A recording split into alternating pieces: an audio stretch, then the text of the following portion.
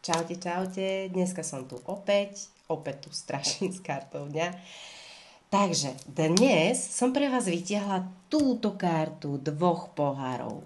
Ja si myslím, že to je úplne super karta a hovorí o tom, že dnes sa môžete stretnúť s niekým, s kým ste na jednej vlne.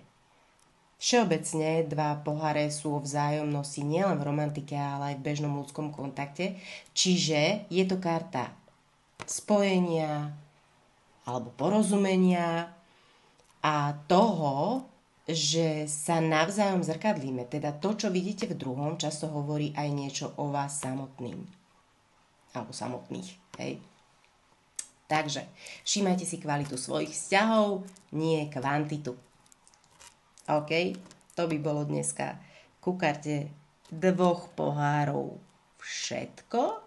Pokiaľ by ste samozrejme chceli vedieť širší význam karty, môžete sa ho dozvedieť na mojej stránke, ale keďže sa bavíme o téme dňa, tak toto je presne to, čo vám daná karta chcela povedať. Prajem vám krásny deň. Ahojte.